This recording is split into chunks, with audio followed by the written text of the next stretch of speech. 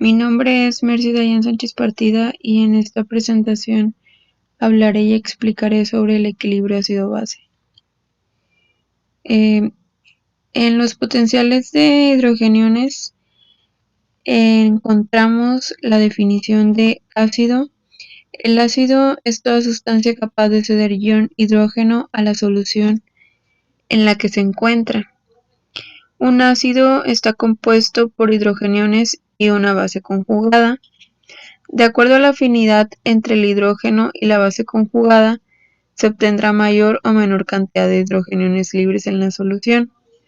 Encontramos los ácidos fuertes y los ácidos débiles. En los ácidos fuertes, la afinidad entre su hidrogenión y su base conjugada es baja, por lo tanto, el ion hidrógeno se libera fácilmente.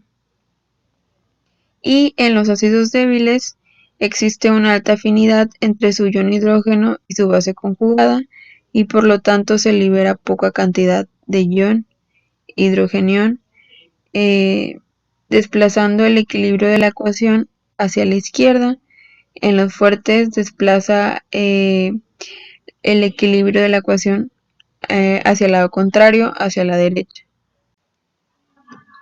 A partir de la definición de pH, que ésta se conoce como el coeficiente que indica el grado de acidez o basicidad en una solución, se ha calculado su valor para diferentes sustancias. Entonces tenemos en la escala de valores de pH que el valor de pH 7 es neutro entre acidez y alcalinidad. Un valor de pH mayor a 7 se considera como alcalino, tiene tendencia a la alcalinidad, y un valor de pH menor a 7 se considera como acidoso, es decir, tiene tendencia a la acidez. Este compuesto ácido presenta un equilibrio químico que se expresa como constante de K. Este valor de pK expresa la fuerza de disociación de un ácido o de su base conjugada.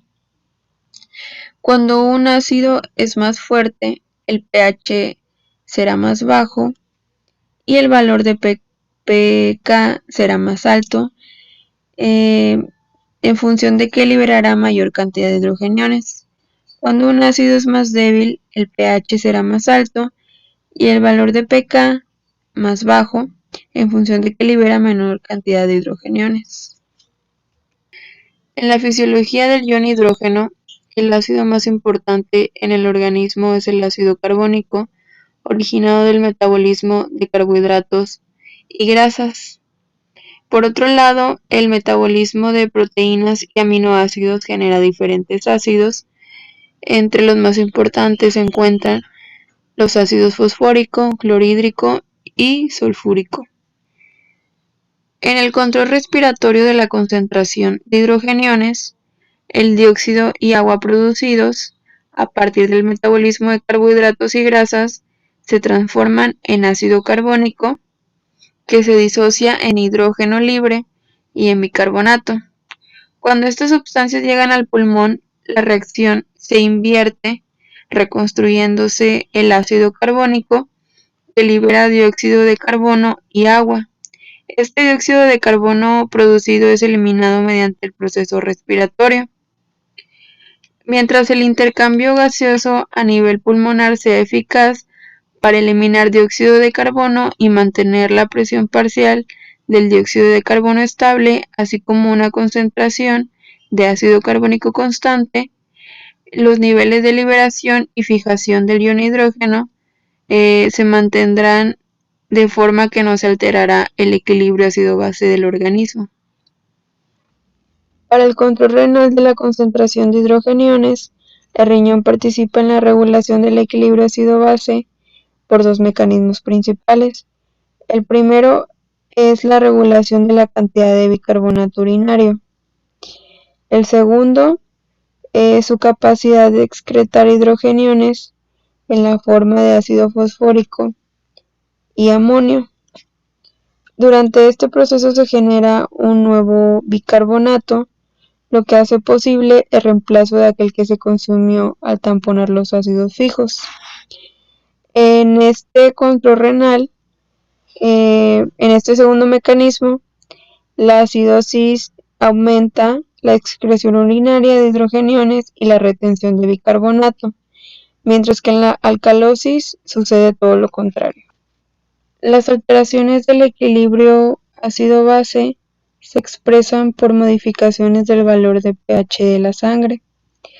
Cuando el valor de pH es menor a 7.35, se define como acidosis, y cuando el valor de pH es mayor a 7.45 se define como alcalosis.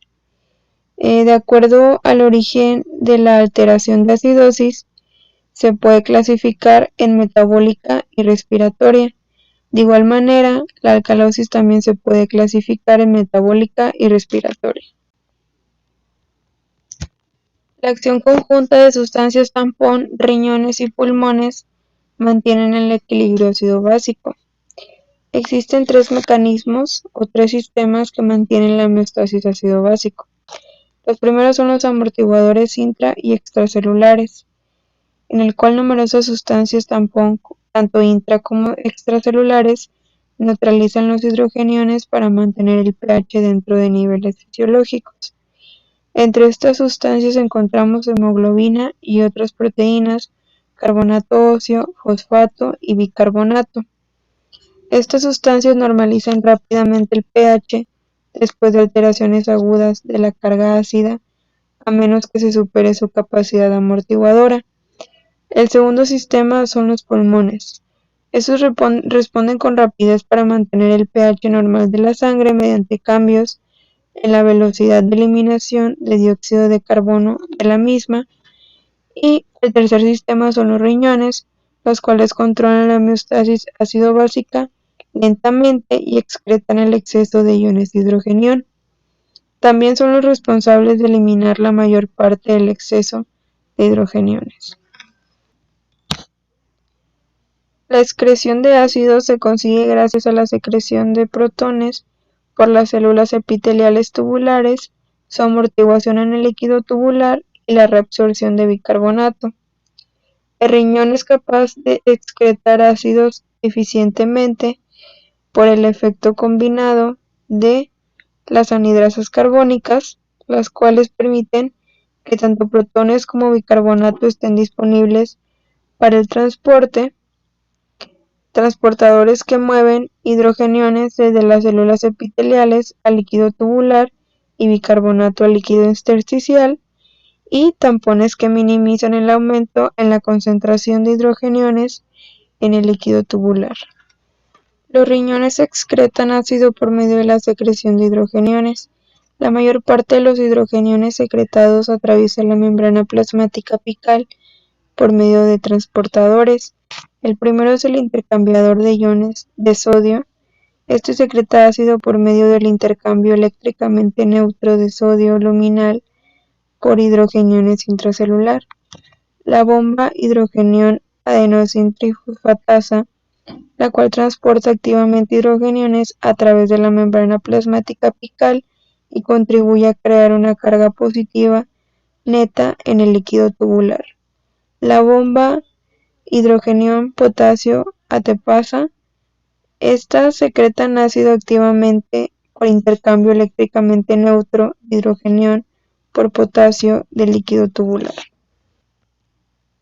El metabolismo renal del amoníaco genera nuevo bicarbonato y favorece la excreción de ácido. En las células del túbulo proximal, el aminoácido glutamina se metaboliza para formar amoníaco en un proceso denominado amoniogenia. El amoníaco formado pasa al líquido tubular a través de un transporte activo secundario, sustituyendo a los hidrogeniones en el intercambiador sodio-hidrogenión. El metabolismo de la glutamina también produce nuevos aniones bicarbonato. La amoniogenia del túbulo proximal permite la producción del bicarbonato y su reabsorción. El túbulo proximal tiene gran capacidad para secretar hidrogeniones y reabsorber bicarbonato. Hormonas que regulan la reabsorción de bicarbonato y la secreción de ácido son 3. La angiotensina 2. Este estimula el transporte por el cotransportador bicarbonato de sodio vasolateral, el intercambiador sodio-hidrogenión apical y la hidrogenión ATPasa vacuolar apical. El segundo es la activación del receptor de glucocorticoides y la endotelina. Estos favorecen el intercambiador sodio-hidrogenión. Y la tercera hormona es la paratiroidea. Esta suprime este intercambiador y el cotransporte de bicarbonato y sodio vasolateral. La rama gruesa ascendente del asa de Henle reabsorbe el bicarbonato filtrado. La anhidrasa carbónica genera protones y bicarbonato para su transporte, como sucede en el túbulo proximal. En la rama gruesa ascendente, los protones son secretados principalmente por intercambio sodio-hidrogenión apical, igualmente como ocurre en el túbulo proximal. La captación de bicarbonato es llevada a cabo por el intercambiador de aniones vasolaterales, AE2, y por canales aniónicos. El conducto colector determina el pH final de la orina. También este conducto colector puede secretar protones, reabsorber bicarbonato y acidificar la orina. El conducto colector posee una menor capacidad para secretar hidrogenión, pero puede conseguir un abrupto gradiente de concentración de hidrogenión. En la mayor parte del sistema de conductos colectores, la secreción ácida es función de unas células epiteliales especializadas, las células intercaladas. Las células intercaladas son ricas en anhidrasa carbónica citoplásmica. El hidrogenión es secretado al líquido tubular por la bomba electrógena de protones hidrogenión ATPasa apical o por la bomba hidrogenión potasio ATPasa eléctricamente neutra. Las hormonas angiotensina 2, aldosterona y endotelina estimulan la hidrogenión ATPasa. La acidosis aumenta en la secreción ácida y la alcalosis disminuye en la secreción ácida. El conducto colector también es capaz de secretar bicarbonato y alcalinizar la orina. Es capaz de producir una secreción neta de bicarbonato en respuesta a la alcalosis. Están presentes dos tipos de células intercaladas. Las tipo B, estas tienen una bomba de protones vasolateral y representan funcionalmente la imagen espectacular de las células secretoras de ácido, con reabsorción activa de hidrogenión e intercambio de cloro en el líquido tubular por bicarbonato intracelular, y las tipo no A y no B, o tipo C. Estas secretan bicarbonato, pero la bomba de protones apical indica que es posible que no contribuyan a la excreción neta de bicarbonato, y más que nada su papel es más importante en la reabsorción de cloruros. Y la pregunta final es: ¿qué le ocurre al pH en un organismo si tiene una deficiencia de potasio y cloro, y por qué ocurre este proceso? La deficiencia de potasio se conoce como hipopotasemia. Esta deficiencia puede darse por pérdidas excesivas urinarias o pérdidas de fluidos corporales como vómito y diarrea. Y la deficiencia de cloro se conoce como hipocloremia. En esta los niveles de potasio, sodio y calcio también tienden a bajar, y es por esto que los niveles de bicarbonato se elevan para poder compensar, y de esta manera ocurre una alcalosis metabólica en la cual el pH aumenta y se vuelve un pH alcalino.